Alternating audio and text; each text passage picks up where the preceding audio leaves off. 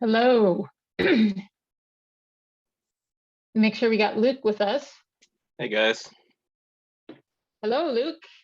Hey, Looking good as always. thank you.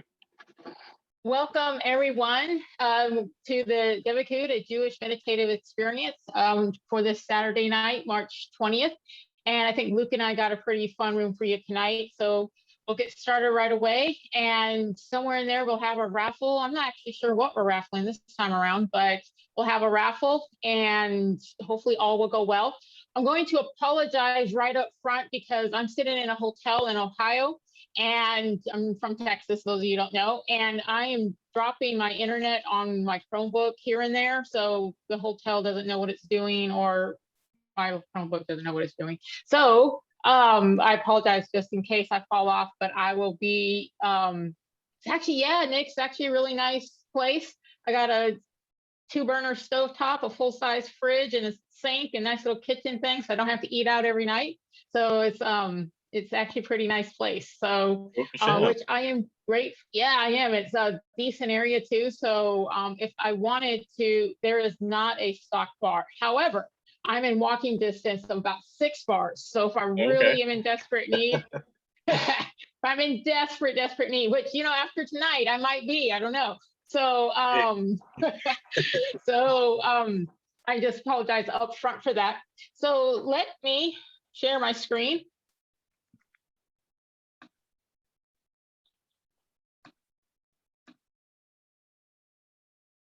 Look at that, it pulled right up. All right, Luke, so here we are, and so trying to advance the screen here.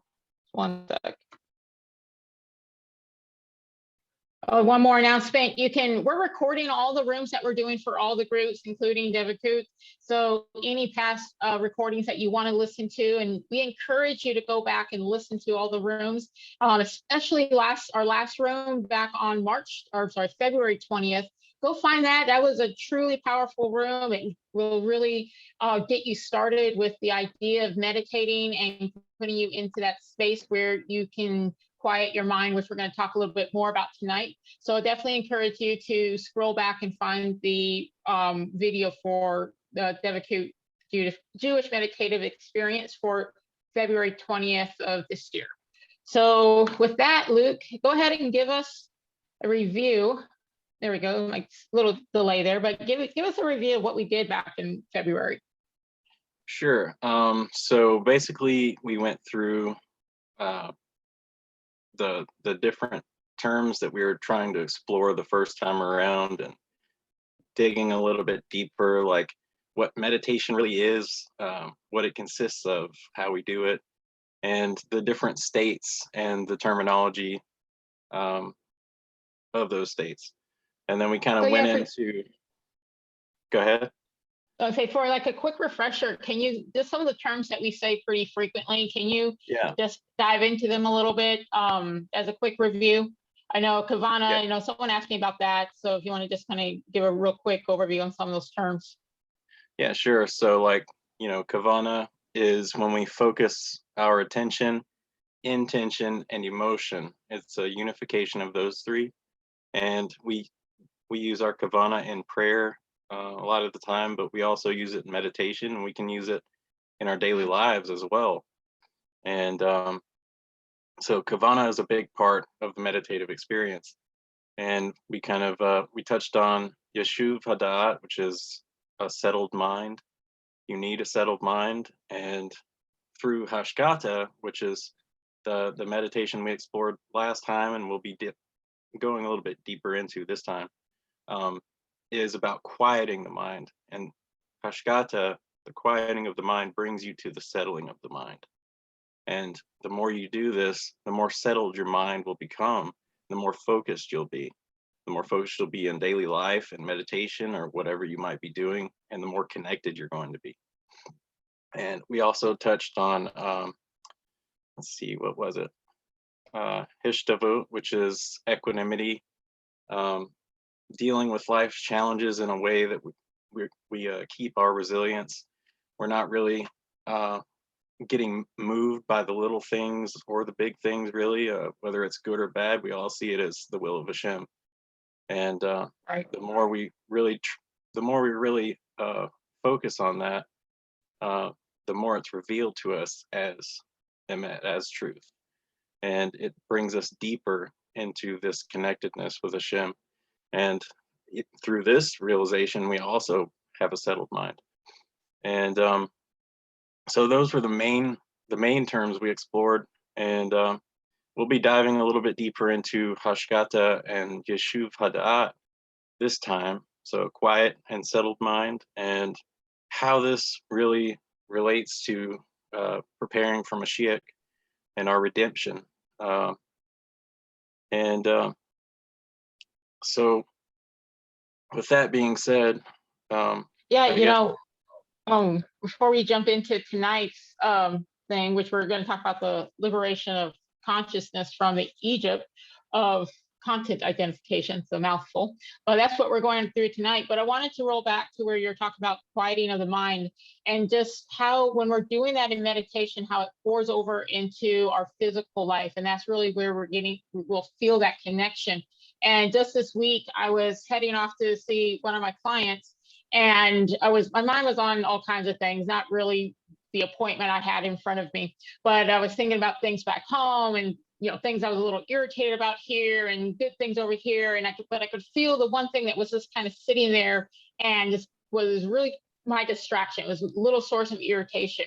yeah, And I literally told myself, I can't go into an appointment like this. And I literally took, I want to say I took control of that thought and wrapped it into, like a little piece of gold foil, put some good thoughts around it, yeah, and said, I'm not going to take this energy into this appointment because they're completely unrelated. But it was a physical conscious thing that I saw myself coming out of a meditation earlier that morning with a quieted mind, with direction and where I wanted to go. And then I see the distractions from the day, my physical reality, and how being able to take that experience from the meditation into the day was really quite a beneficial experience. In my appointment went better than I thought. So, but it's nice to see the positive things as as you experience that meditation and have that sense of liberty from the things that are dragging us down into the physical world.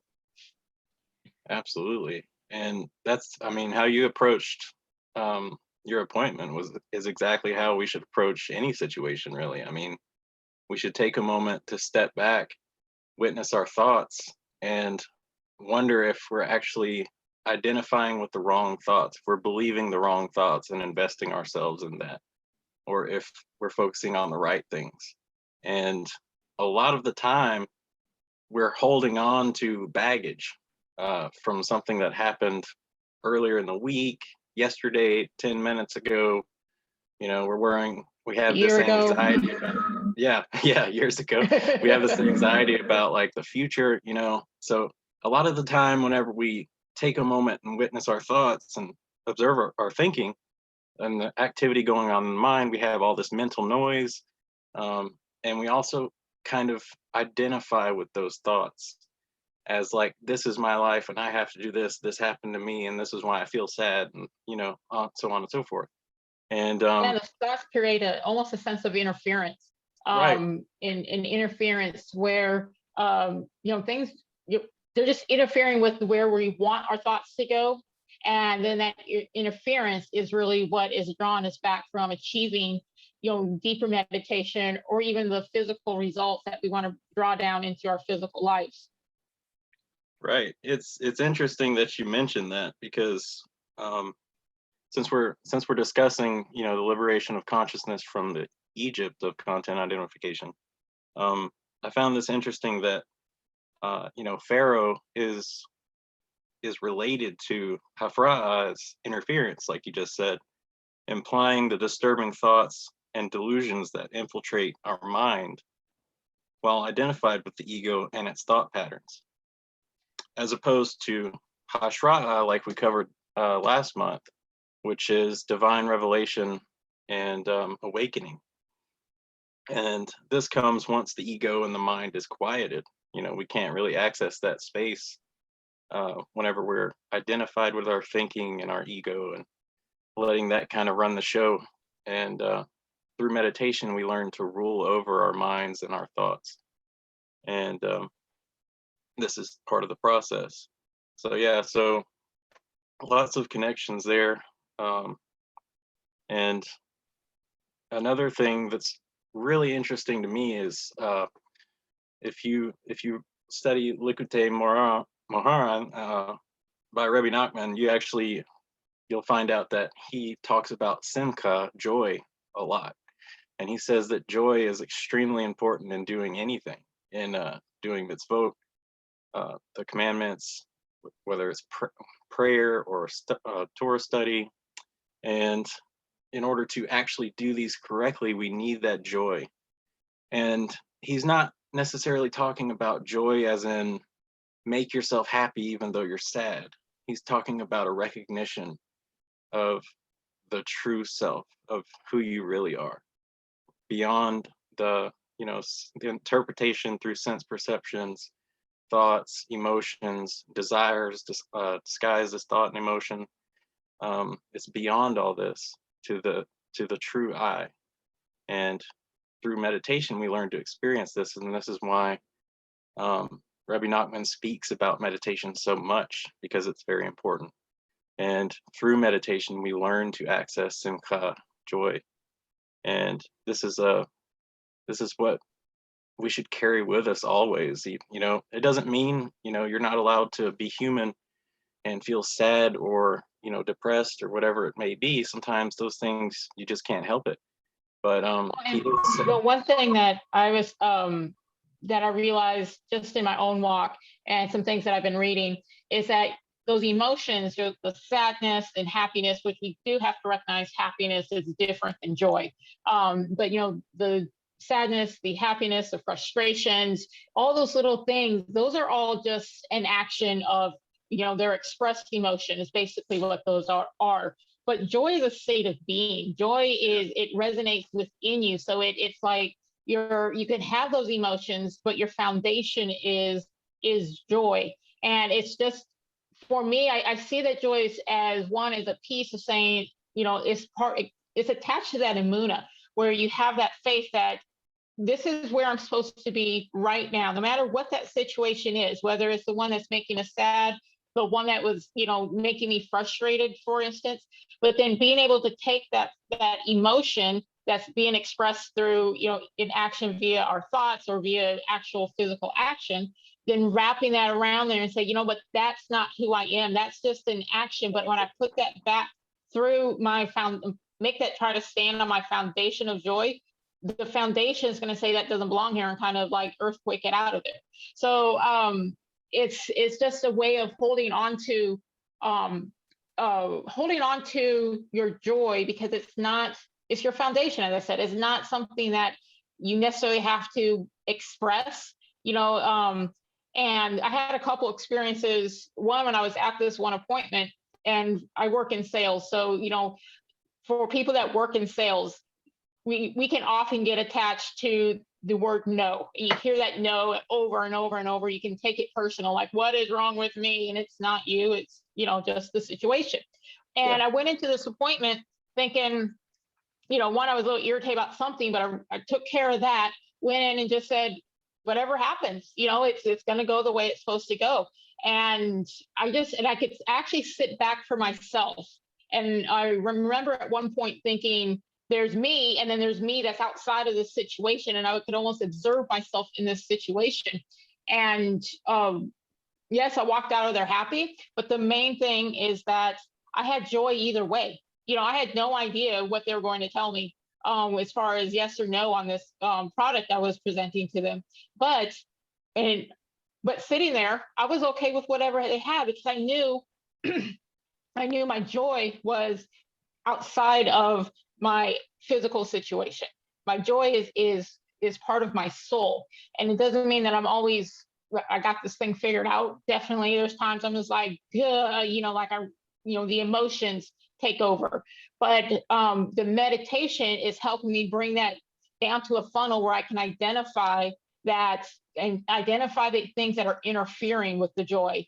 and put them in a place where I can wrap my thought around and say, yep, no to this one, yes to this one, and isolate them, recognize it, say, hey, I see you for what you are, but you don't belong here right now. Oh yeah, exactly. And I mean, it's such a profound recognition to know that our natural state is a joyous state. You know, when you're connected, when you feel connected to Hashem and to others, um, and to know who you really are, that's just pure joy, and it's overwhelming. And you can access that through meditation. You learn to roll over your mind, and you start to recognize these things, and like, okay, all these things that are creating negative emotions in me, that's not who I am. And like you just said, you know, I mean, it's our natural state, and we learn to access that, and we can just kind of set these other thoughts to the side. You know, we witness them, and we see where they're kind of trying to get a foothold, and we just kind of observe them and release, you know, and elevate those thoughts. And a lot of the time, we have to show those thoughts compassion, as weird as it sounds, um, because a lot of those thoughts are fallen sparks, and they come to us to be elevated when we're witnessing our thoughts, whether it's, you know, sometimes we're praying, or we might be studying, or even in a conversation with somebody, extraneous thoughts come and they start bothering us, and we kind of get annoyed at it. But really, it's kind of helpful to view them as like lost children in a way. You know, you're not going to ignore the lost kid. You're going to recognize them and show them compassion and help bring them back to their father, you know. So Well, like we said last time, if there's a kid screaming, mom, mom, mom, or uncle, uncle, uncle, or whoever, you know, they're going to keep screaming until it gets our attention. And and until we take care of that, and even if we're tired of seeing that same thought or hearing mom, mom, mom over and over and over, till we give it the attention, it will stay there and get louder and louder. So, exactly. you know, noticing those thoughts and saying, yeah, that thought's mine, but let's take care of it, is, you know, definitely something that helps redirect, not just in your meditation experience, but as we're, you know, operating within the physical world. And one of the things is, you're talking about joy, it's not just a platform that's static, where you're just like, I have joy, and you know, you're almost like bouncing the other emotions off of you. But one of the things that I do in the morning is, or throughout the day, I write down the things I want to manifest in my life. And one of those is to have joy and enjoy the journey. And those are two different things for me. One is to have that joy, that foundation, that's, you know, sitting there, that's everything is now trying to be rooted into. But as I'm moving through the day and moving through experience and going, you know, Baruch Hashem, from my Egypt over into, you know, my wilderness, or, you know, the promised land, wherever my next destination is, I want to enjoy that journey. And that doesn't mean the journey is always going to be easy, doesn't mean it's always going to be fun, but if I can enjoy the moments that are there, then it broadens what I can see, broadens my understanding, and creates a better foundation of joy, so that as, you know, more emotions are trying to either pop up as weeds or get rooted in, then I know that there's a good, healthy, you know, good, healthy soil of joy that they either can't grow in, or that they're easily plucked out of. Right. And honestly, this recognition of this joy is our source of liberation. You know, Hashem is the source of liberation, but in speaking in terms of meditation, accessing this joy is what releases us. It's a release from the self, from who we think we are to who we really are. And like we were talking about just a few minutes ago, this recognition of this joyous self, this natural state, that's our liberation. That's the beginning of our liberation. And Right. so we, like Rabbi Nachman talks about, you know, hang on just let's see. Yeah. So basically, this is a recognition of the true I. And without this simcha, the divine presence actually can't rest on us because we're in a state of confusion, and this will not happen. The divine presence just won't rest on us in this state. So we have to learn to quiet and settle our minds. And this begins by simply observing our thoughts. And through this, the mind will become quiet. We don't really try to hang on to any thought in particular. We just witness them and observe them. Don't judge them. Don't try to follow any thoughts in particular. Just witness them. Witness the flow of thoughts. And definitely that, and taking a moment back to the concept of Egypt, those thoughts, oftentimes we're slave to those thoughts, and that's where our Egypt is. That's where we're slave to those oftentimes negative thoughts, or sometimes the dreams, and we don't know how we're supposed to achieve those dreams, so we become a slave to what isn't, versus attempting to walk in the potential that we have. And so that's the Egypt, I think, that we all face. And the meditation is that time where we are on the journey. And, a lot of people, when they're talking about meditation, they say, this journey's hard. How do you do this? And the screen might, there it goes. I'm gonna say the screen might disappear in a second. But how do we do this? And it's nerve wracking and it's hard. But so was that first 7 days. You know what I mean? So was that time frame when, and I'm sharing again, that time frame when they left Egypt, because they didn't really have a chance to quiet their mind. They had that Passover, right. That very first one, and then it was pick up and get your stuff and go. And so learning how to quiet our mind in that first 7 days of the Passover, the Exodus story, is really, I think, what we're trying to get people to understand, is that, embracing that matzah, getting rid of all the extra, extra thoughts that we have, erroneous sometimes thoughts that we have, and saying, yeah, that's the hametz, that's what's in our mind right now, but we're going to quiet that and enjoy the matzah, which it isn't flavorful necessarily. It doesn't have it's a little bit crispy if you're making it, the good old, modern Jewish way. And, and that's what we're talking about. So it's, you're talking about hashkata and yeshuv hada'at. This is how we come to that, is enjoying the matzah. And I think that's really what we're trying to experience, even in Passover, is enjoying the matzah. Yeah, exactly. Well said.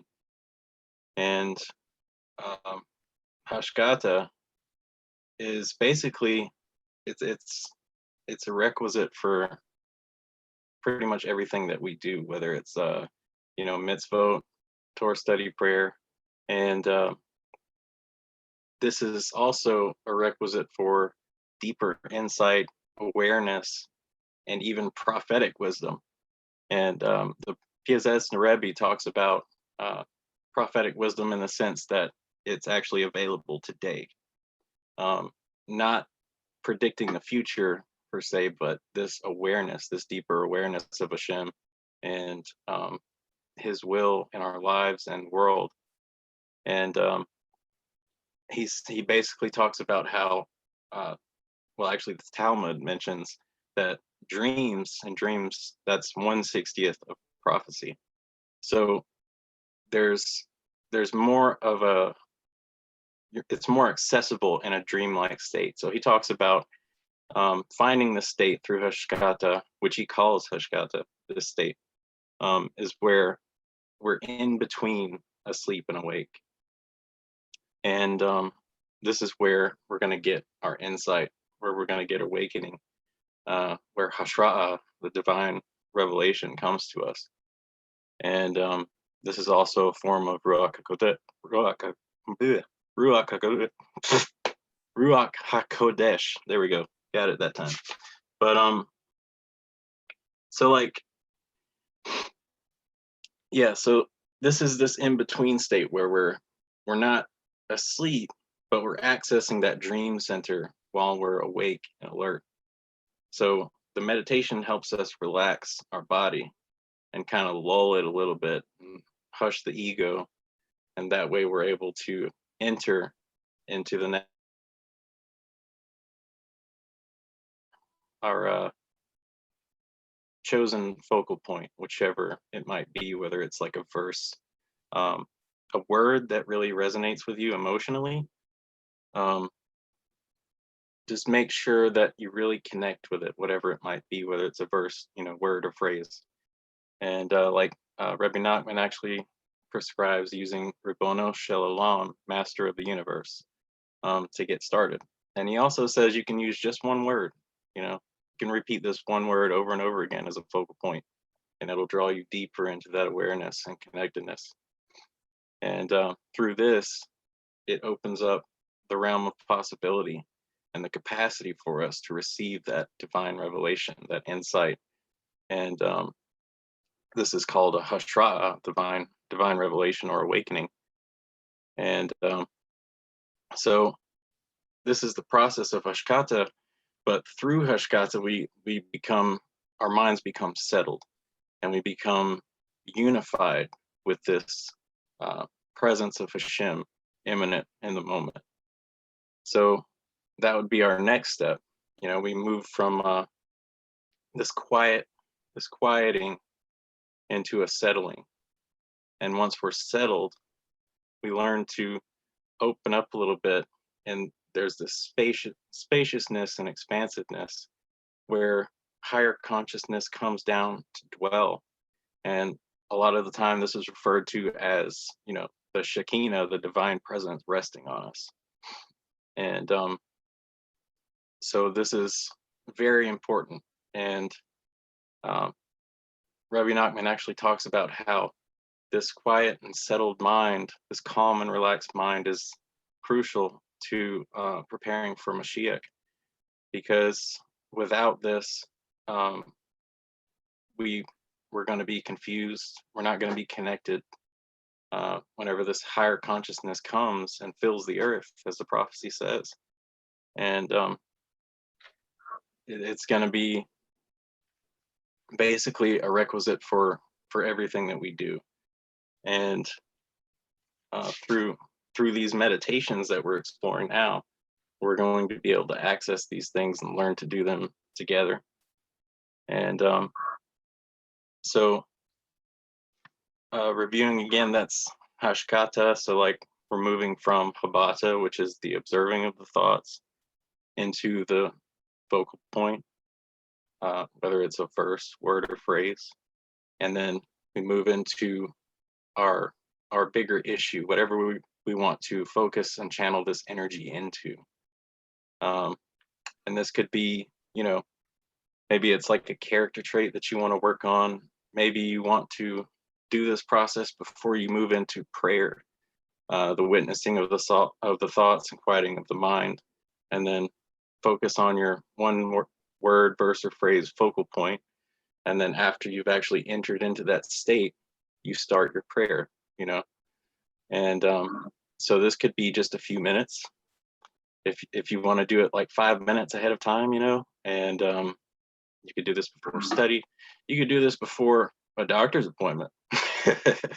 So, it's something that we practice in meditation, but our main goal is to bring it into our daily lives. Because if our meditation practice isn't moving into our daily lives, then it's kind of pointless. I mean, that's what we have to do. Enlightenment by itself isn't really doing anything. I mean, we have to learn to bring it into our lives, into the situations, into our interactions with other people. And that's one of the main goals. We go and to our innermost depth and then we return with this impression of the holy light, and we bring this and channel this into our thoughts and our words and our actions.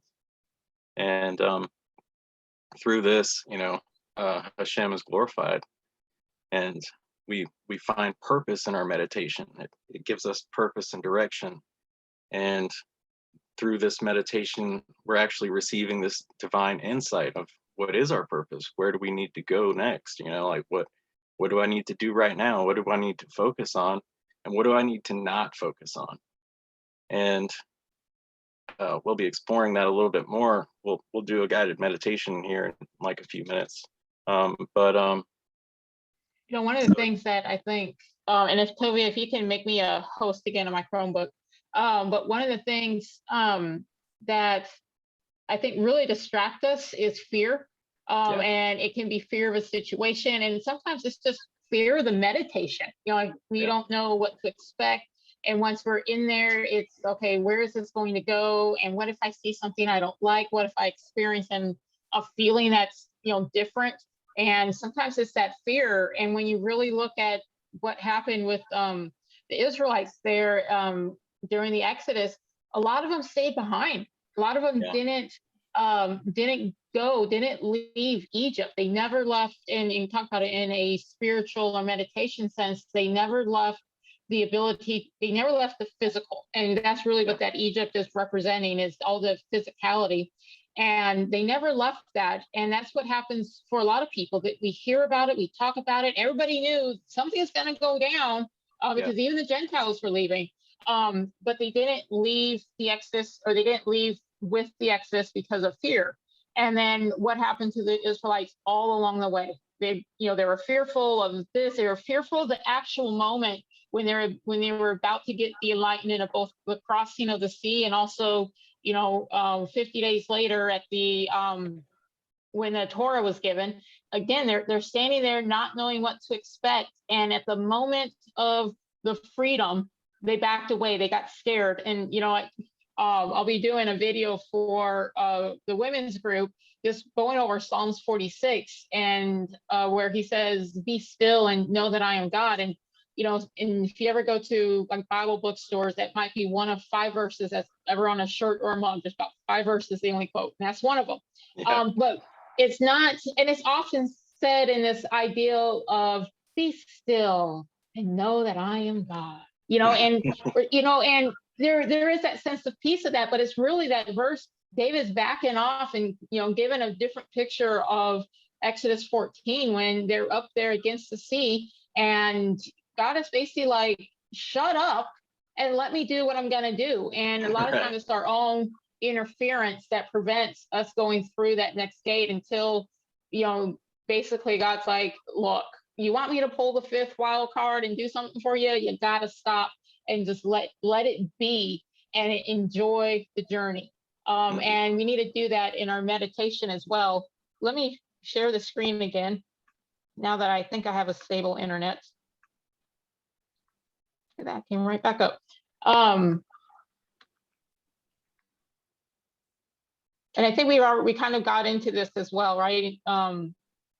Yeah, so like instead of, when we're witnessing our thoughts, instead of just, fighting the thoughts. And a lot of the time, a lot of people think that what you're supposed to do is force yourself to stop thinking, or at least try to. And that's actually very counterproductive. You should always witness your thoughts and then choose a thought. And it's better if you choose a holy thought, something you can draw that light down with, and something you can really focus on, put your attention on, something you connect with emotionally, and this will be your anchor. And so like we're basically, we're stepping out of the stream of thinking and being absorbed, in our thinking. A lot of the time we don't even realize it. We're totally absorbed, and we have all these reactions to situations and people, and they're just like, what's wrong with you? But in those moments, we're not really conscious. We're just kind of on autopilot, reacting to the situation according to whichever thought is causing whichever emotion in our minds, and this causes an emotional reaction in the body, and then you have your physical reaction. And so this is part of the Egypt of our minds. Freedom from that is stepping away from that identification with the thoughts, with the content in our minds, and also the content in the world. I mean, there's so much uh, in the situations we face daily, and there's always going to be challenges, whether in our minds or in a situation, in our daily lives, in our relationships, and we really need to stop and just kind of start observing our thoughts in those moments. Just take a second, and practicing this meditation, you'll learn to just access it at will. And that's one of the main points of practicing the meditation every day, is because once you learn to access that inner space, that inner stillness of who you really are, then you can access it will. Once you know it, you know it. And there's no losing that. Yeah, and then one thing that it make me sound more crazy than you guys think I am. But when you're talking about observing your thoughts, a lot of people are like, well, what does that mean? What does it mean to look at your thoughts? And one way that I found for me that was easy to learn how to observe my thought was refer to myself in the third person. Well, Diana, what do you feel about that? And let Diana answer back. Well, Diana's pissed off. Diana's upset. Diana's feeling something. And then I can take a step back and say, okay, now what I was somebody else, what would I tell myself? How would I address that? And beginning that as like a third party process where I'm talking to myself as a third person, then, don't do it out loud and with your neighbors. They will think you're weird. But but in the quiet of that space, if you have a hard time learning to observe your thoughts, then refer to yourself in that third person, and then you'll start seeing yourself as you'll start seeing yourself, really, is what I'm guessing I'm trying to say. You'll see yourself, and then eventually you'll be able to see yourself without using the third person, and you will recognize a thought right when it comes in, because you now have that connection where you can easily step out of yourself and observe it, and then come right back and say, this is what I need to do. Exactly. And this is the beginning of that recognition of who you really are, because you're not once you start observing your thoughts, you realize that you're not those thoughts, you're not the emotions, you're not even the physical body. You're the awareness that sees all this, that really experiences this. And this is go ahead. Don't think it's as one rabbi I heard talk about it in one of his teachings, also in a book, Rabbi David Aaron. He was saying it's the me, myself, and I. That me is your physical self. The myself is you looking at your physical self, and the I is the light that feeds all that. And the myself has to connect with the I, and needs to know how to connect with the me, and it's almost a bridge between the two. Right. Yeah, that's awesome. And it's so true. I mean, through like this practice in particular, the Hashkata, once we learn to really step back and observe our thoughts, and we begin that process of quieting, thoughts kind of start to drain out and empty, is the experience of it. And you start to feel this expansiveness, and the deeper that you're drawn into this, the more attention you put into it, the more you realize that you're this awareness, you're this spaciousness, expansiveness, that is aware of all of these sense perceptions, thoughts, emotions, everything. And you're the center of all of this, and all of these things are on your periphery. And so it's a very profound recognition, and you learn to live that way. You can actually through your daily interactions. As you're talking to somebody, you can witness your thoughts. Um, and it's a very powerful practice. And the more you do it, the more settled your mind will become, the more um, you experience that yeshuv hada'at, that settled awareness, and that unifying awareness into the present moment, where we experience Hashem's presence as, we still have this self-awareness, but we have this connection to Hashem's presence where it's palpable. We can feel it, we Right. can experience it. And it's this felt sense of connectedness, of oneness. And there are levels higher than this, but we'll just focus on this for right now. But Yes, yes. yeah, and it's absolutely essential for uh, unlocking our spiritual potential. Um, this is the first stage of freedom from constricted consciousness, from this identification with the little me, with my body, with my situation, with my hurts and woes, and all of these things. This is a recognition of who I am beyond all this. Who am I really? Uh, what is my connection to Hashem like? We start to question all these things, and we can really only recognize this in a state of Yeshuv Hadat, of this quiet and settled mind. And beyond this, we access this state, and the more we do it, it becomes more expansive, and light starts to filter through. And we begin to experience even deeper and more profound connection with Hashem. And this is called Ha'orada, where this light penetrates and we experience it. And it's amazing. It's very hard to describe, but once you experience it, you know it, you connect with it. It's like you've known it all this time, but you're rediscovering this connectedness, this felt sense. Right. And So, as we're preparing for Pesach this a week from today, a week from tonight, and I hear, especially in the women's group, everyone's cleaning up their home, getting rid of the hametz, and going through all the process of doing that. Um, I think I really like what you have on the slide here. Maintaining a quiet and settled mind is key in preparing for Mashiach. And when we really look at the Exodus, that was the beginning of the preparation for Mashiach. That was the beginning of our freedom.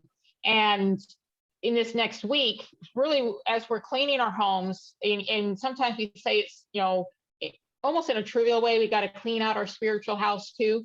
But and we do, but we say it almost in a way but we're more focused on sweeping up the crumbs underneath the kitchen counter than the little things that are hiding within our mind and our heart and spirit.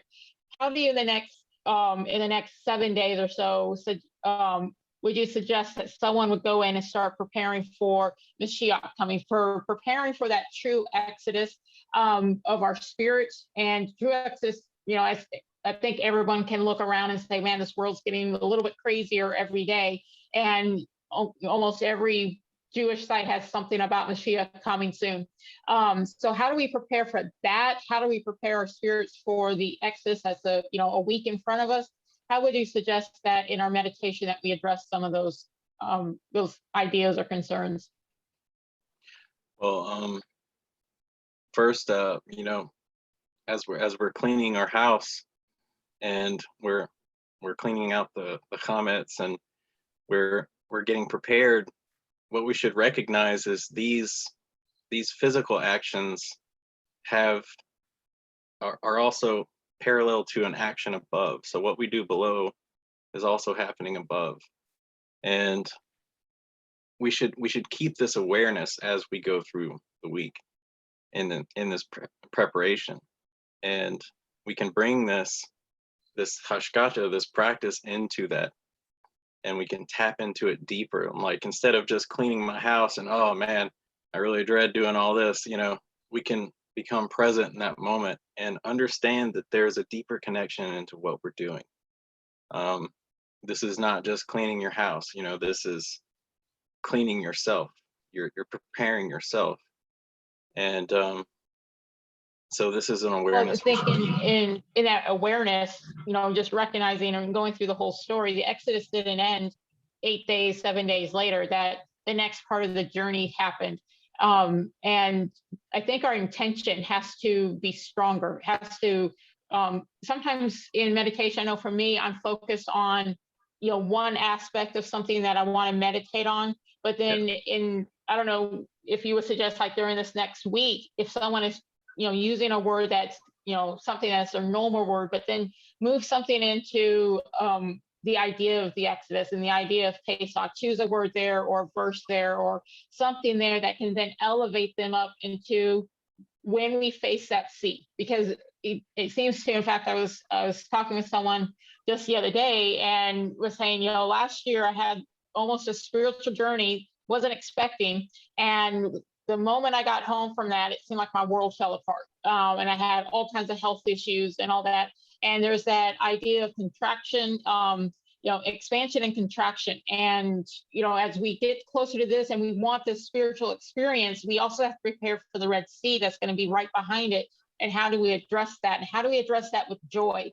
And for me, I think it's really focusing on my intention and focusing down the line and say, okay, I know this is for a purpose. I know that Mashiach is coming. If I don't get the what I need to know now in this little space here, then will I be ready for the next stage? Will I be ready for the Red Sea? Or will I be ready for the wilderness when we all want to complain? And really taking those stories, not just as stories of history, but stories that apply to my life at a regular basis. Because Lord knows in wilderness is, I want some water, and, I want, the complaints can come easy. And learning to say that the complaint is not, it may feel human, but at some point we have to step outside of that humanity and say, now there's a bigger purpose, something bigger than me. And I don't know if that's helpful for anyone, but I think for me, it's that changing my intention, and saying that there's a bigger picture that I need to prepare for than just the moment, than just the meal. I think sometimes we get so focused on the meal that we forget about everything else around it. Absolutely. And I mean, it's like Julian just mentioned, running and returning. We have this, if we want to apply this Hashkata practice into what we're doing, into the mitzvot, we can actually, just for a few moments, observe our thoughts, repeat our chosen verse or phrase, whatever it might be, and connect with Hashem, and then come back and bring that light back into the situation, into the moment. And it helps guide us and direct us, reveal our purpose to us as to what we should be doing, how we should approach mitzvot, how we should approach Pesach in general. And it does help us see the bigger picture. It gives us that wisdom to know, to realize that there is something beyond this.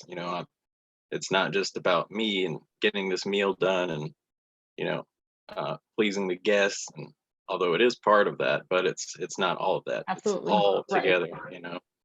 And a lot of the time we really do get caught up in that. We start to worry and have this anxiety about getting prepared and all this stuff. But really, if we tap into that stillness just for a moment and recognize what we're doing, what is this mitzvah?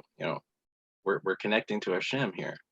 We want to be connected. If we're just doing something and we have this anxiety and this worry in our minds about guests coming and will I be prepared on time, and on and on, we're not connecting with Hashem. That mitzvot isn't able to connect.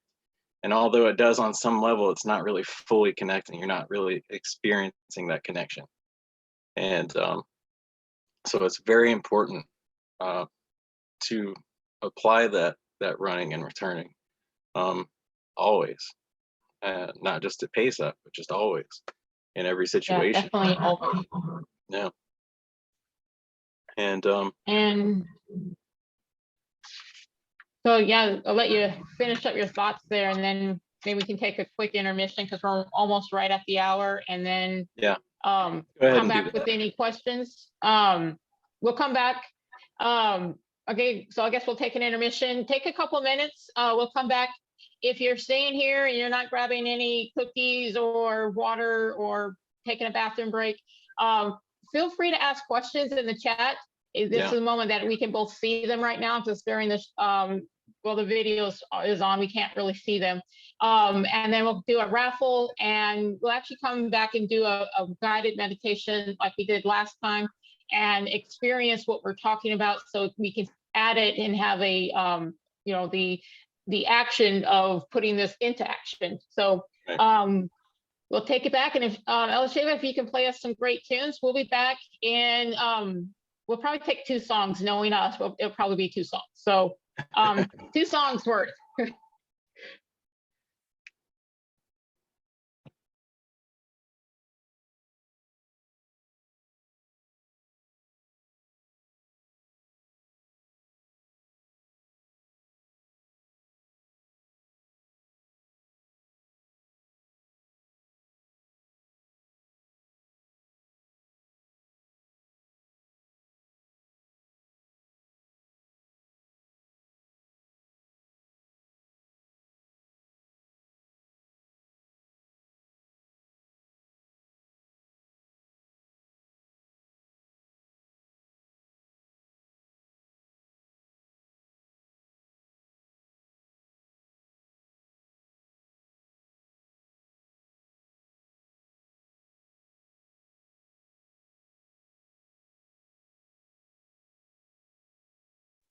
Hey, folks. She's away at the moment, so I'm going to jump in here real quick. Thank you, Diana and Luke. We have some other groups on every Saturday night. It's a different group, as will be mentioned. And so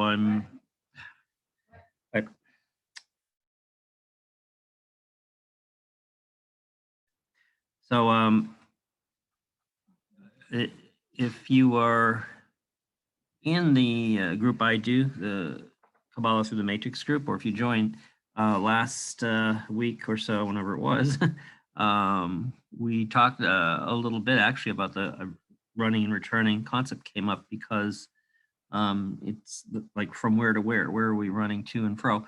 So that came up in the discussion we had in our first Matrix group, which talked about the framework of the heavens and the world and the spiritual worlds and all of that. So if you want a little bit of background on the actual framework of how things are set up regarding all this, the recording is available in the Matrix group. And I'm just buying time for Elisheva here to see if she's got a song to queue up. She was just away for a minute, caught us off guard. Anything. So give us a second here. She's going to queue something up. So that's all I had to say. If you want to, all the groups, as Diana said, record the sessions. So the first Matrix session from last week was recorded in that group. You can join all the groups if you want.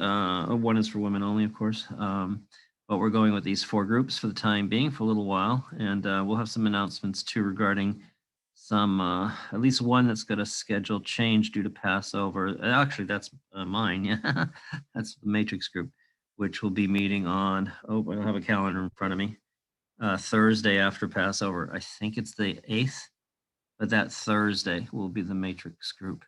And then 2 nights after that, that's Saturday, is Elisheva's group. So we're going to have 2 of them there very close together. So the women's group, okay, yeah, women's group has a change too. That's right, Diana just posted it. So we've got a few. We'll post these in the various groups so everyone sees them. All right, I'm going to get off the mic here so that she can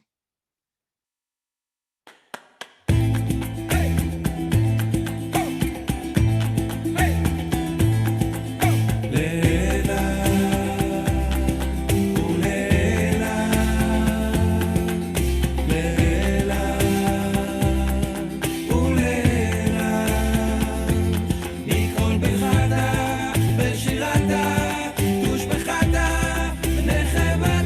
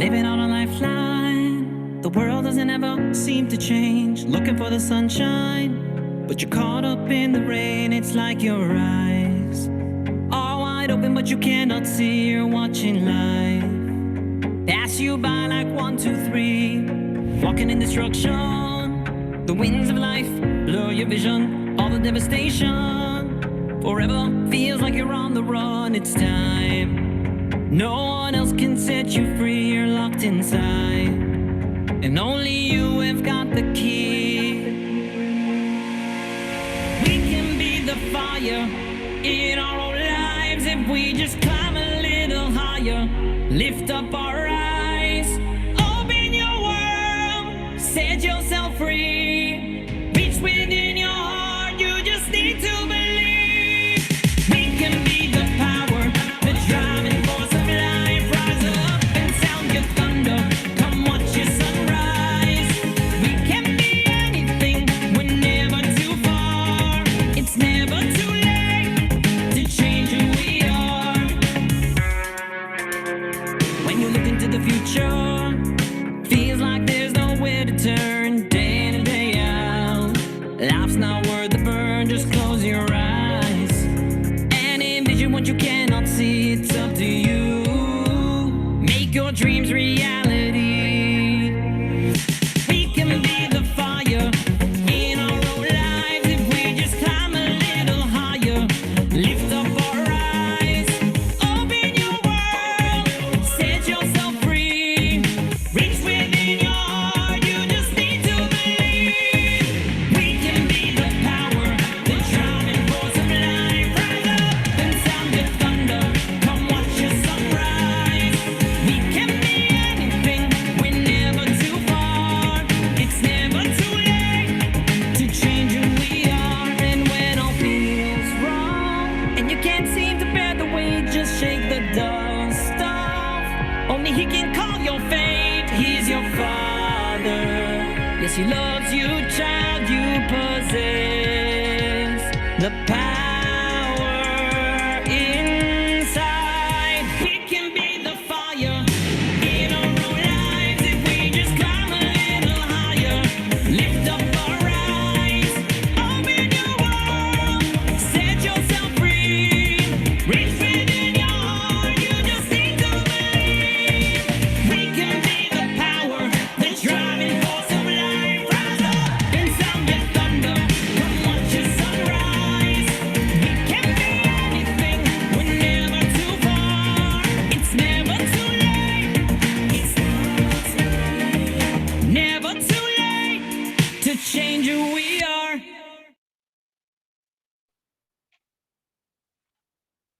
That, my friends, is probably one of my favorite songs. I was somewhere in between St. Louis and Ohio. I think I was in Illinois listening to that like on repeat. So I'm glad that Elisheva played it tonight.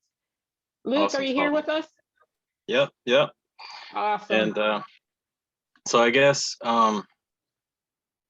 we should go into the raffle. Yeah, I got it pulled up on the screen, and I double checked during the break to make sure I had everybody. So if you don't see your name on there, put a message quick into the chat box, and that way I can get you added. You guys want to show the collection of mugs? I gave Luke the link. You could actually go to that and just click through a couple of the pages real quick if he wants to. So I was telling him that we can have the winner pick anyone from there. They just need to PM me with their information afterwards. I think there's like 72 mugs now in there. He's gonna type it in. I feel bad. Yeah, Yeah. and they're really awesome quality Oh, well, as this well. is good. This is good. Show people how to get there, right? All right. So you go to bahani.com shop and then scroll down. Click on shop here on the left hand or right hand side, and Mugs are down there somewhere. Yeah, we got somewhere, mine is it open? right here. Oh, there we are. What? You lose your scroll bar. It's in the tour light. Yeah, my scroll bar. There you go. That Okay. weird looking guy down there. And oh, where are you? No, wrong place. Oh, okay. Wrong Look at place. that. You I gotta don't go to even the know what I'm mug. doing. You gotta Oh, go to at the the mugs. tour light. The guy with the Oh, blue head right there, 72 mugs. There we go. Yeah, so look at that. Look at all the mugs. there's a lot of Matrix theme ones, but way toward the end, actually, there's some just regular Torah theme ones. But there's So if you ever wonder what Tovia does at night, he makes pretty mugs. wild designs. Mug maker. I'll show you. Rebbe Mug Master. So, oh, click on 2. Click on number 2 down at the bottom there with his 5 Which numbers. one? Way at the bottom. Way at the bottom with his 5 numbers at the bottom. Page 2. Yeah, click on 2. Oh. Yeah, there's a couple of cool ones on there, I think. I think 2's, yeah. Yeah, that hope one's nice. Got faith, hope, and love on it. And then the four dimension. Yeah, that was nice. You can't see the, oh yeah, you can see the sides. Yeah, but yeah, there's all kinds of different mugs on here. So let's go. I don't want to take too much time with this. Just the winner, you get 2 winners, right? So they can each just PM me and tell me which one they want. So go ahead. Sweet. So We'll give everybody them in the link to 18 make sure they have the link to look. Yeah. For this. All right, so click in the, I don't remember how I did this one. This is a new raffle thingy for me, so You put my name in 5 times, right? yes, I did, because I want you to win a mug. You can bribe Diana.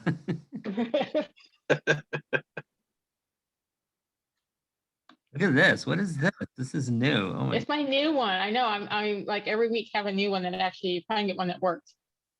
Okay, so ABC. If I don't know Where if you there's a live? disclaimer. Where do you live in the U.S.? ABC. Live in the US, no problem. If not, we'll figure something out because we got to pay for the postage out of our pockets. Okay, so what I'm gonna do, because I'm not sure if ABC lives in the US, I'm gonna do 2 more. And the next one is for the second mug. And our third one, you're in the US, ABC? I guess so. Okay, perfect. Then I will only choose 1 more name. So let's do this again. And for those of you who can't see what I'm doing, which you can't, because I know you can, I actually have to shake my computer to make this one spin. So All it's a little right. bit more fun for me. That's good. Wait, yeah, That's wait a hilarious. minute. You gotta have a different winner this time. Though. I have to have 2 winners. Yeah, there we go. D. D. D. Left, but we still gonna give her as a winner. So she was here quite a while. So she had to leave and go home, cut out. So Oh, did she leave? Okay. good for D. All right. So ABC you got to send me your address information, and I'll get D's. Baruch Hashem. All right. Well, Baruch Hashem, that was fun. And it's more fun than the other one I had last time. So That was much more fun. Zoom. And that's not what I'll do. There we go. So raffle announcements. I know we kind of ran through those. Before we do our meditation, just a reminder, women's group is actually going to be this Thursday before Passover, same that time though, at 9 p.m. Eastern. And so looking forward to seeing all the ladies on Thursday, and then just look in the rooms for the other dates because I'm not sure what's happening with those. And anything that you got as far as announcements, Luke? No. Sweet. So what so guide us in our meditation. So we'll be basically using a similar meditation from last month, but we'll just be diving a little bit deeper this time. And we're learning to access that dot, that inner space, that point of connection. And by detaching from these externally oriented definitions of self, the veil of the ego, is pulled aside, and we can glimpse further down into the depths of who we really are, even glimpsing our neshama, our soul, our purpose, our mission. We can receive this revelation through the nullification of externally directed identity. So this is our liberation of consciousness from the ego, from this Egypt that we're trying to leave. And through this, the inner essence of who we are is revealed. So if you will, just try to find a comfortable position, whether you're in a chair or whatever. Just make sure that your legs are uncrossed, your arms are uncrossed. You don't want any pressure, anything creating pressure while you're trying to concentrate. And make sure your back is straight. And to really help your body and your mind relax, it's helpful sometimes to tilt your head forward slightly and keep your back straight. But this also helps you from like hunching over, during your meditation. You keep your back straight and just very gently to wherever you're comfortable, lowering your head. And this relaxes the nerve that goes up and down the spine right here. Helps relax the body and the mind. So yeah, sure. Yeah, you can lay on your bed. Just as long as you can keep your back straight, because it really helps. And just make sure when you're laying on the bed, your legs aren't touching each other and your hands are out to your sides. You don't want anything creating that pressure to distract you. But yeah, totally fine to lay down. So we're going to start with what's called box breathing. It's my back don't go straight. Oh, well, just whatever you can do. It's totally fine. As long as you can find a comfortable position and stay alert, without going to sleep, you're good. But so we're gonna explore. First, start with this box breathing, which is it has 4 stages to it. So this one's going to be a 4 count. So we inhale, hold, exhale, and then rest. All 4 second counts. And we'll go through this a few times, and then we'll move through deeper into relaxing the body, and then we'll begin our hashkata, which will lead into this expansive yeshuv hadat, this ha'oradat. Okay, so take a deep breath and exhale all the air from your lungs. Push it all the way out. Inhale, 2, 3, 4. Hold, 2, 3, 4. Exhale, 2, 3, 4. Rest, 2, 3, 4. Inhale, 2, 3, 4. Hold, 2, 3, 4. Exhale, 2, 3, 4. Rest, 2, 3, 4. Inhale, 2, 3, 4. Hold, 2, 3, 4. Exhale, 2, 3, 4. Rest, 2, 3, 4. Inhale, 2, 3, 4. Hold, 2, 3, 4. Exhale, 2, 3, 4. Rest, 2, 3, 4. Now relax your breathing and bring your awareness to the sensation of the breath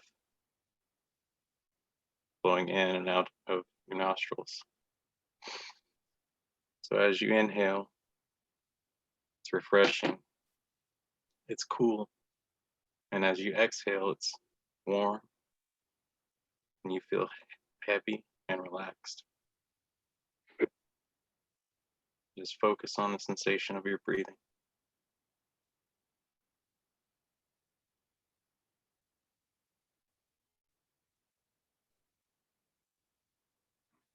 As you're breathing, notice the harmonious functioning of the body.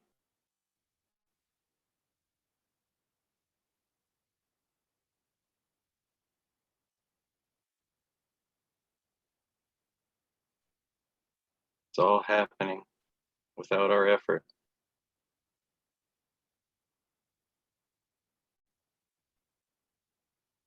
Where is this coming from? Connect to that.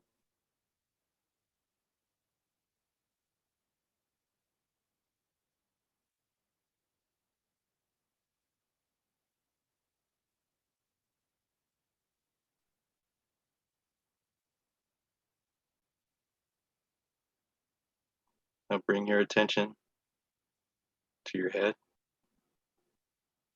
Just begin relaxing your face, your eyes, your ears. And inhale, visualizing light coming down and resting on you. And exhale, releasing all tension.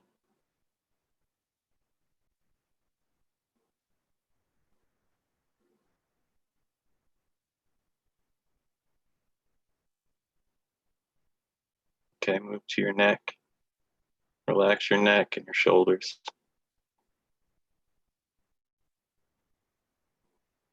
Inhaling the light, exhaling the tension.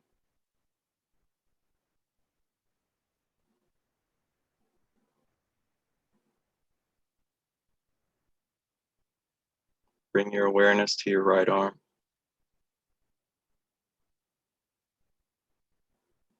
From the shoulder down to the tips of the fingers.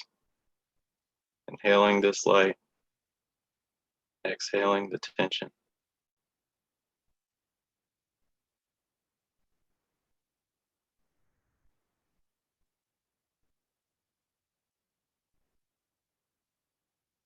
Okay, move to your left arm. Same thing, inhaling the light, exhaling the tension. Feel your muscles relax all down into your arm, tendons. Everything is warm, heavy, and relaxed.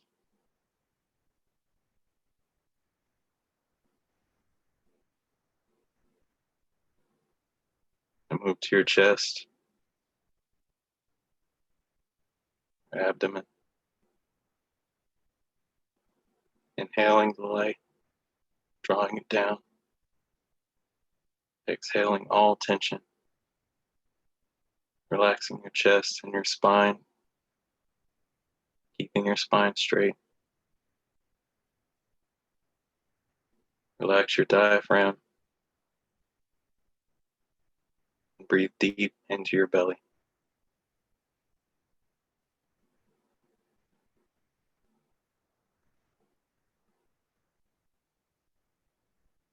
Relaxing your waist and your thighs, your pelvis.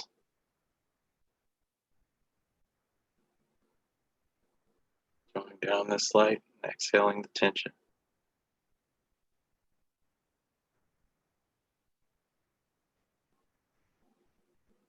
Bring your awareness to your right leg.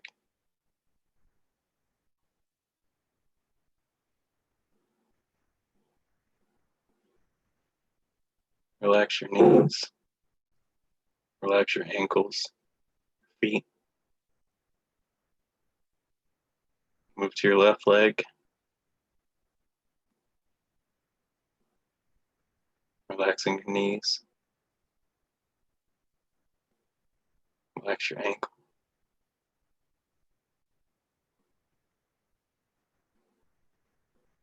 Now bring your awareness to your feet. Notice the sensation of your feet on the floor, your body in the chair. Feel the chair of the bed underneath you. Notice the sensation. Feel the floor underneath your feet.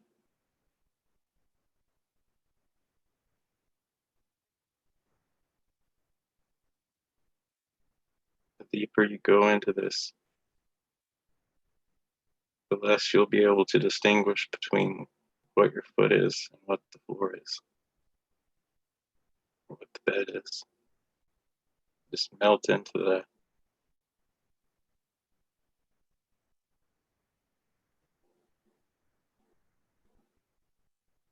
Feel the air around you, the air in your lungs,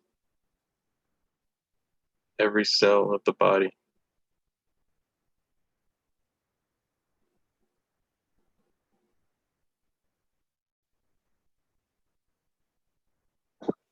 This is all connected.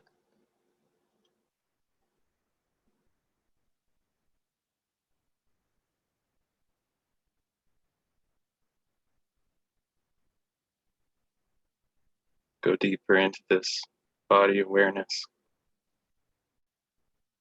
You begin to feel these emotions. What emotion is there?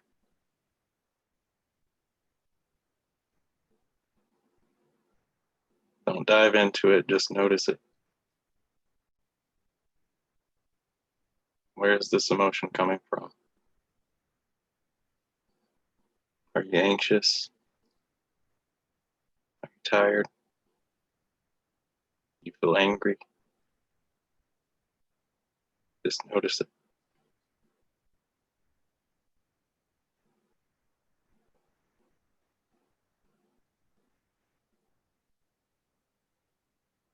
Notice how this kind of sensation, when you notice your emotions, is flowing up from your stomach up into your head.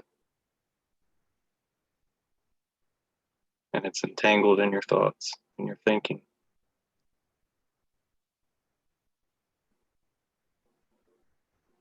A good way to begin observing your thoughts is to ask yourself the question, what am I thinking?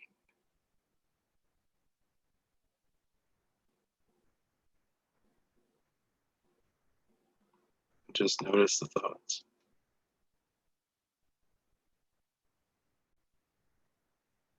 And observing the mind's activity, we see that our thoughts are like ships without an anchor on a stormy sea of emotion and desire. But our chosen thought is an anchored ship.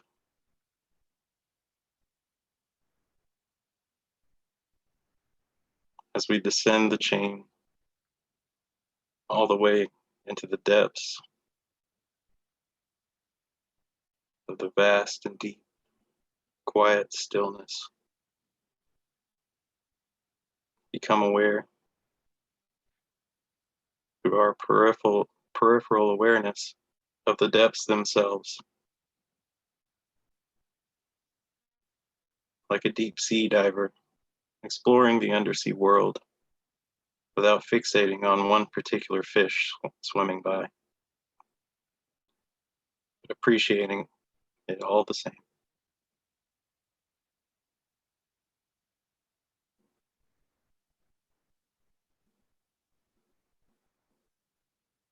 Just notice your thoughts, your emotions, whatever may be coming up in the moment. Sense perceptions.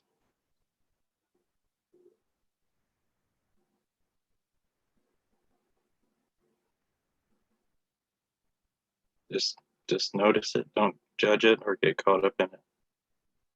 You are the awareness behind the sense perceptions, behind the emotions, behind the thoughts.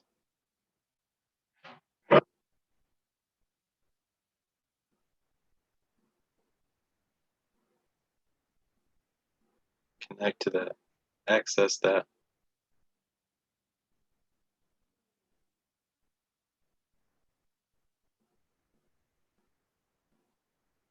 We're not forcing our mind to be quiet. The place we want to access is already quiet, silent, and still.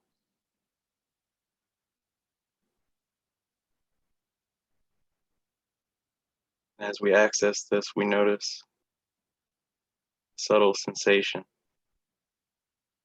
of simcha, joy, because simcha is a release from identification with the egoic thoughts, the emotions, physicality.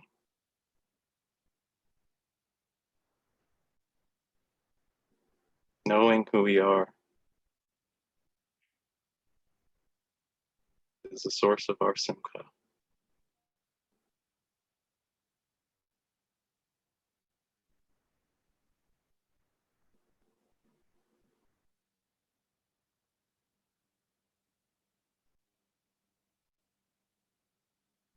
If you get distracted or your attention wanders off, just bring your awareness back to the sensation of your breathing.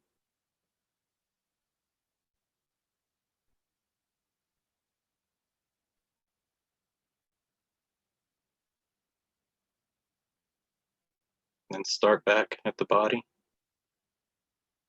Notice the sensations, the sense perceptions. Become aware of whatever emotion is there, whatever thoughts. And just watch them pass by. If there is a reoccurring thought, something that's really bothering you over and over again, we should show compassion to this thought as if it were a lost child. In doing this, we elevate our thoughts and return them to their source.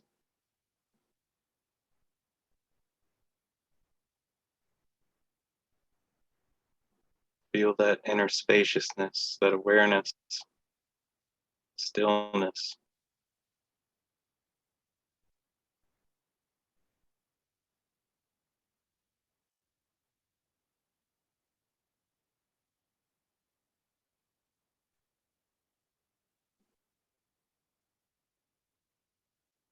Okay, now we're going to move into our focal point.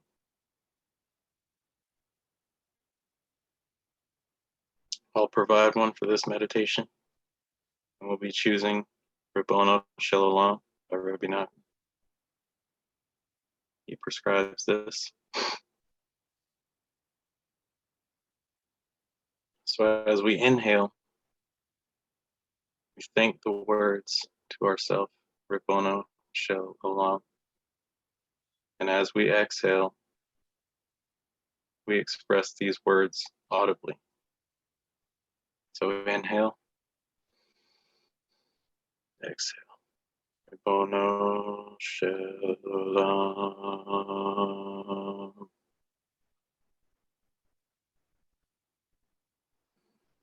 Inhale, exhale. Rabbono Shel Olam. Inhale, exhale. Rabbono Shel Olam. Just continue to repeat this process.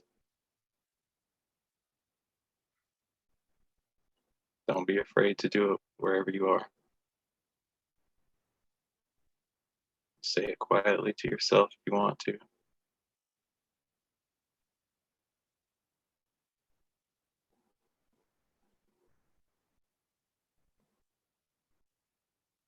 On your inhale, we're thinking the words to ourselves, focusing on their meaning. And on the exhale, we're expressing these words audibly.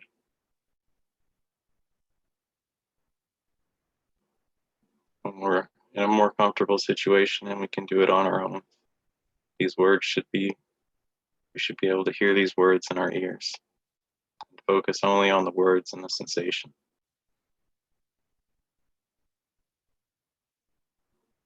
Okay, we'll do this a few more times.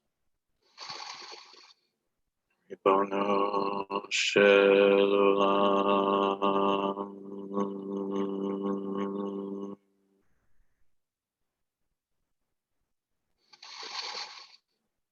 Rabbono Shel Olam.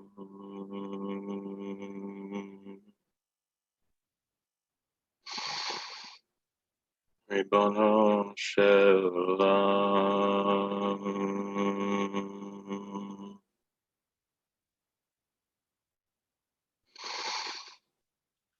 Rabbono Shel Olam.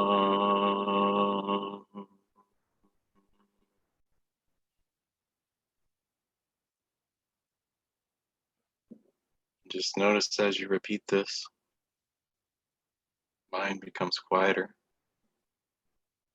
We become more focused.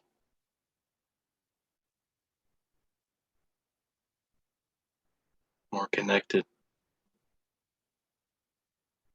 We're connected and we're opened up to this expansive state, this settled state.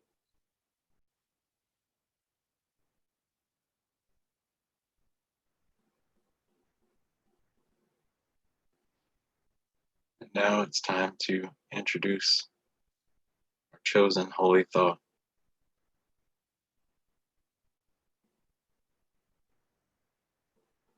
What is it that's been on your mind? Could be a teaching that you're trying to understand. Could be a question about your life. What is it? What do you want to ask Hashem? What's on your heart? What do you really want to know? Now is the time to ask this. As our minds are quiet and settled, the ego is hushed, the light can penetrate.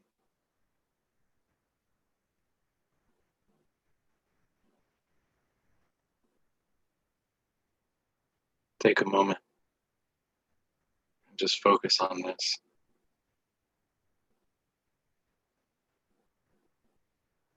Whenever your attention drifts, just bring it back to the sensation of your breathing and the harmonious functioning of the body.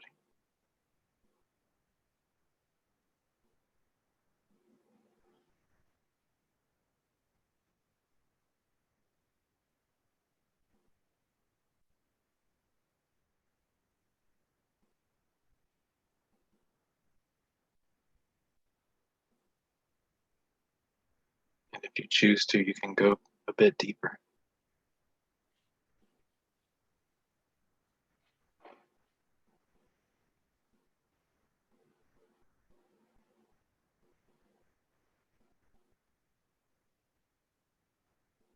If our attention drifts, we can just begin observing our thoughts again. Where are we? Where's our attention?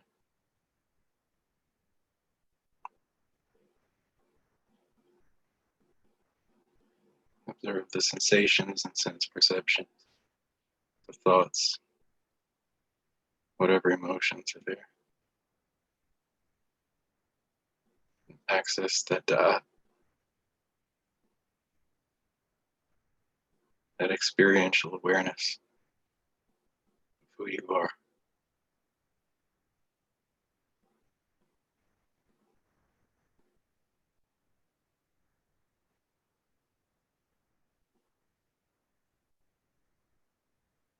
Begin to notice light filtering through.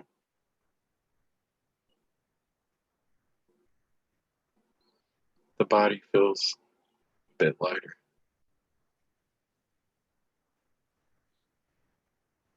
The sense perceptions are more subtle. The mind and the body are in a settled and relaxed state.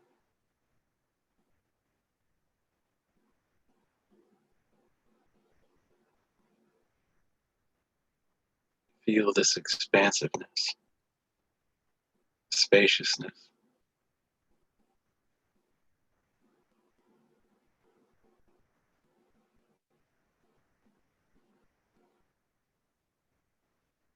The air around us and within us, every cell of our being. Hashem's presence resides in all of this.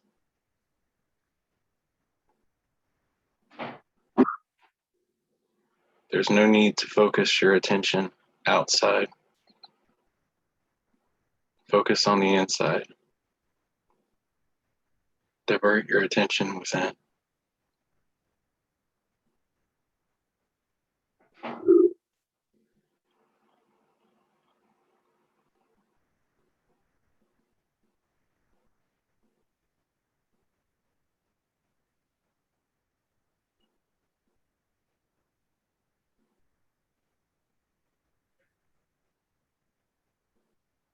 Okay, bring your attention back to the sensation of your breathing.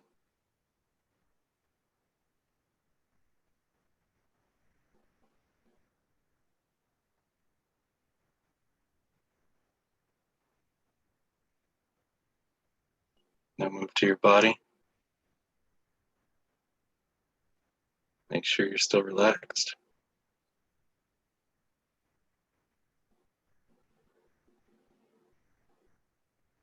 Feel the bed or the chair underneath you, floor underneath your feet.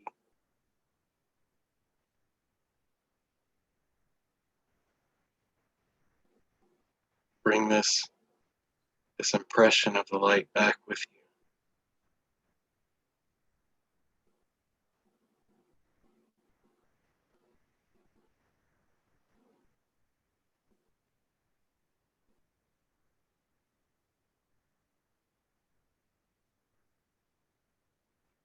Wiggle your toes, your fingers.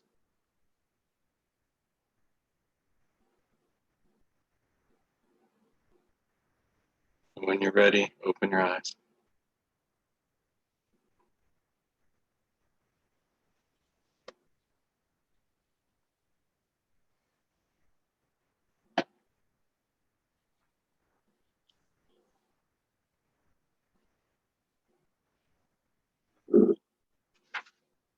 Okay. So did anybody have an interesting experience during that?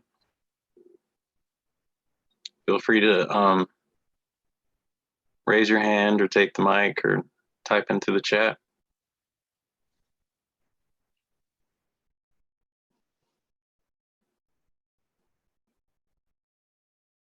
Does everyone feel a little bit more relaxed, alert, connected? Did it work for you? Did it not work for you?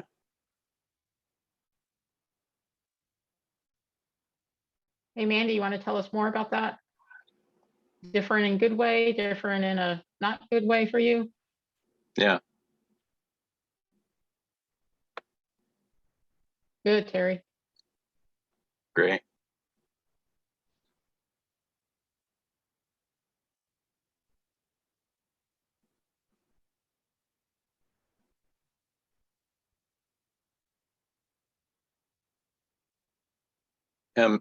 Mandy, was it, were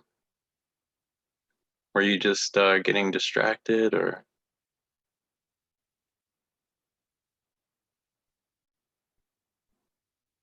Baruch Hashem, Ben.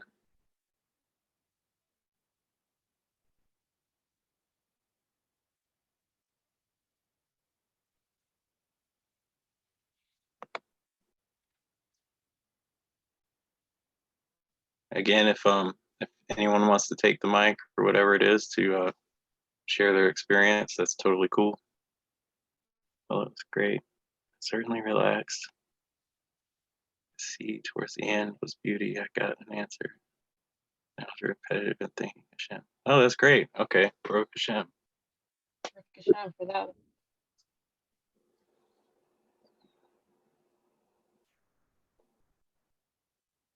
Yeah. Absolutely takes practice. So we Yeah. definitely encourage everyone to continue. Obviously, we're only meeting once a month. But that's why we're posting the videos. So, the guided meditation for here started probably about an hour, a little after an hour into it, hour 15 minutes into it. It's definitely something we should do daily. And that's sometimes it's a challenge. You feel like you don't have enough time and you got to squeeze one more thing in. But I like what one teacher says, if you don't have 2 minutes to meditate, you need 2 hours. So basically just, you'll take that time. I think we took about 20 minutes here, 25 minutes for this meditation. And for me, sometimes it's not just, oh my goodness, I got to get up earlier or I'm going to stay up later, but it's looking forward to that moment of separating from what is, from the reality, and walking through that meditation and having that moment to relax and coming back and be able to face this reality with more peace. So that's definitely something I felt during this meditation. I think my feet did disappear into the floor. So it's what is letting go. Yeah, exactly. I was like, oh, we're coming out of it. It's something, when you start doing it and you start doing it daily, it really is a place that you want to stay, because it's comfortable, it's relaxing. And sometimes you're like, I don't want to go back.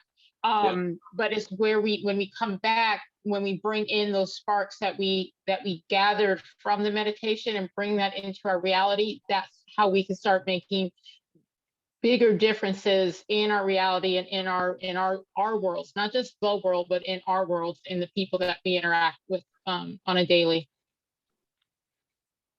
Absolutely. And like Diana just said, you know,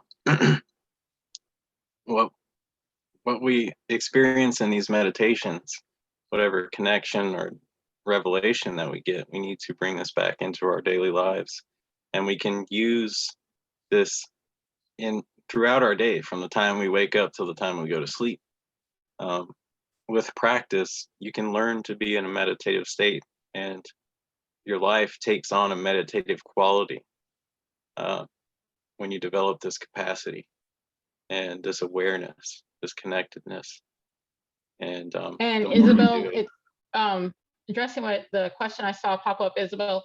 It's not about doing it right, so to speak, or it's not about having the experience that someone else had, which is why we always talk about what did you experience, because it is your experience. It's not something we're trying to compare and say he did it better, or, you know, if I could only be like that. It's taking where you're at, and even if you just come out and say, you know, I don't know what I was supposed to feel, but I did it, and I'm going to do it again. And then it might be somewhere you just become more aware, and it's how you're going through your meditation. But it's not something, no two meditations that two different people will have will be the same. And honestly, no two meditations that you have will be the same, because you're either going in deeper or you're in a place where you might be struggling. And sometimes you'll feel, man, this was great. And the next time, it might be a little bit harder for you. And you know, you feel like, man, why can't I get there? Because you're at a certain place at one point, and then you go for meditation tomorrow, and you're like, how can I get back there? And you're not there, and it's you know, you just got to go back to what Luke was saying. Just sometimes you just got to stay in that breathing mode for longer. Sometimes you got to, you know, be watching the ships of your thoughts longer. But each meditation will be different. So don't judge yourself and say, oh, that was horrible, because one, you did it, and that's sometimes the hardest thing to do. Exactly. I mean, that is the hardest part, is just doing it, because we always have this, you know, this procrastination about doing things like meditation and connecting, even though it's the greatest thing that we could possibly experience, is this connection to Hashem. You know, our minds, our egos are always trying to push us away from that. And you can always bring your attention there and witness your thoughts, observe your thoughts when this is happening. Because usually, as Rav Daniel Katz says, you know, whatever is knocking you out of that connection, that's exactly where your purpose lies, what you need to work on. And by working on this, it reestablishes that connection. It releases that blockage that's keeping you from connecting to Hashem. So we hope you all had a interesting experience, and hope you're able to take some of this back and apply it to your lives. I'm I encourage everybody to take some time, especially over this next week as we head into Pesach, and even if it's just 2 minutes, 5 minutes, 10 minutes, there's not a set period of time that you have to meditate. But begin this process this week, because during the week of Pesach, there is blessings that flow from above, from the spiritual world from above. And when we're in that meditation, we're going to experience those blessings in a way you probably haven't, in a way that you may not have experienced before. So really put it on your calendar, you know, put it in your phone as an alarm. You know, now's my time to meditate, until it becomes that routine practice for you. Right. So with that being said, does anybody want to take the mic, and you have a question or something you want to mention? Just go ahead. And Isabel, that anxiety sometimes is kind of normal, because it's a sense of fear, because you don't know what to expect, and that's just a human emotion. But I would say, you know, let that fear, acknowledge it. You know, it's a thought that's there. tell that fear, you're going to rest on the foundation of joy, and you'll see that fear start to start to change. And as Tovia just mentioned, Ezekiel had anxiety. He probably had a little bit of depression going on, and some other what we would call mental health issues going on. But taking that anxiety and recognizing it for what it is, and then even in your guided meditation, if you're saying, Hashem, I don't know, what am I doing? Just tell him, I don't know what to expect. And when you don't know what to expect, just like standing at the Red Sea, he can part the Red Sea for you. Because I tell you, the Israelites didn't go to that sea expecting it to part for them. And that's when we're in our meditation, just tell Hashem, I don't know what to expect. Right. And that's part of the Hashra, the revelation that we receive once we're in a state of receptivity. And we have to do this through quieting and settling the mind. And that allows it to come through. Julian, did you want to mention something? Yeah, I mentioned it earlier at the beginning, Bayesian thinking. I mentioned it in relation to when you were talking about learning to sort of step back from your thinking and analyze your thinking itself before you actually react. This, for one thing, this makes us proactive, not reactive, which is extremely important. Exactly. But Bayesian philosophy is actually a mathematical philosophy from statistics and engineering. And so I mentioned things as like supplemental, stuff for people to like look into if they want. Yeah. But if you decide to Google Bayesian thinking, you're going to see a whole bunch of math stuff. So to summarize it, there's basically three main points in the philosophy of Bayesian thinking, which are remember the priors. In other words, remember the other factors in whatever it is that you're looking at, whatever it is that the situation is that you're analyzing. Maybe it's a conversation you're having with somebody. Remember that there's more details than just what's presenting itself right in your face. Exactly. This, is really important when we're frustrated with somebody because they come off really angry about something. Maybe they're having a really bad day. There's a lot of other factors involved that usually contribute to that. That's the first step is remember your priors. Remember that there are other data points outside of what's in your face. Yeah. The second one is always, when you're analyzing stuff yourself, this is harder to do in a conversation, but it is important. It's very important in a conversation, especially an argument. Imagine that your perspective is wrong. And what would the world look like if you are wrong? Right. And the last is to incrementally adjust your views according to evidence.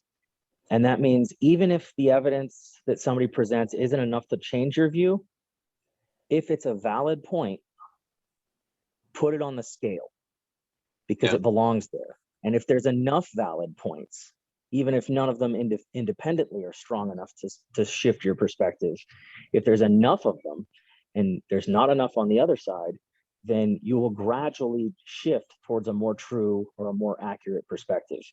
And that appreciation of nuance, that appreciation of subtlety is what causes us to be able to get really down into the nitty-gritty of what the truth is as opposed to subjective truth. Right. It opens up that objectivity and we're able to access that. Yeah. Exactly. Very cool. Very cool. That's all I wanted to share. So thank you. That was awesome. Yeah, that lines up perfectly with Hasidic teachings on this, witnessing your thoughts. So that's awesome. Does anybody else? I'm not even sure if Bayes, his name's Bayes. I'm not even sure what his background was, to be honest with you. I wouldn't be surprised if he grew up with some Hasidic friends or something. Yeah. Well, it's definitely showing through in and his teaching. So that's pretty awesome. And Well, we guess we're at a point where we should probably say goodnight. We've been here for about a couple Oh, hours, yeah. so we're going we probably can keep on going, just talking about it, right. knowing the people that we have here. That said to Mandy is like, you're in the right group. If you're a little weird, you belong here. Right, exactly. So Torah light groups, there's 4 of them. As you've heard probably several times already. Obviously, you're here tonight with the Devekut, the Jewish meditative experience.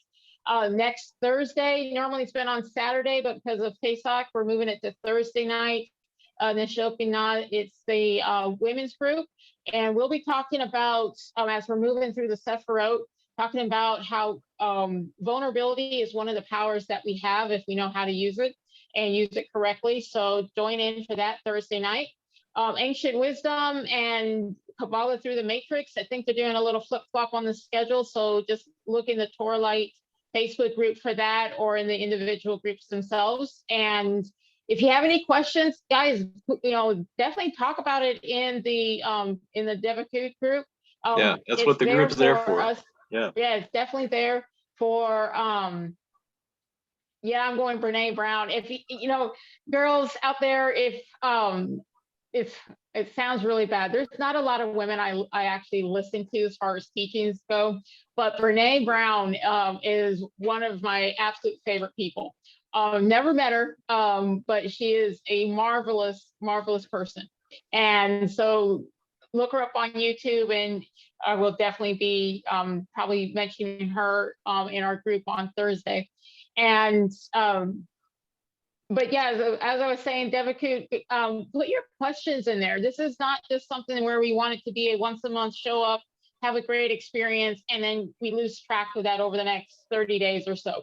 So, tell us how your meditations are going. And if you have questions, or if it just didn't feel right, bring that up, because you're not the only one going through the same experiences. So, yeah, exactly. definitely So, use the group.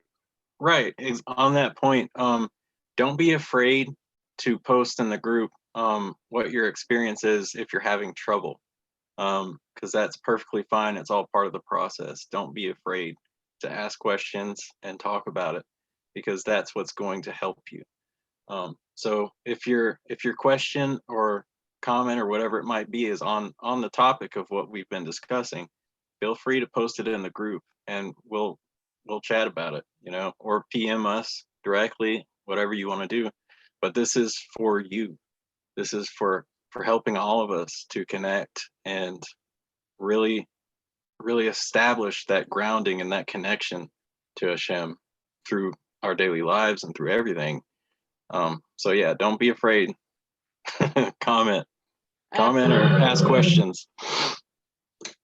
Yeah, absolutely. And connecting with us in the group, connecting with other people will actually enhance your connection in your meditation, because you don't feel as alone trying to go through it and figure it out. You have a whole group of people here that are, going through it with you. So thank you everyone for coming tonight, and Lila Tov, Shavua Tov, and looking forward to see you in the group.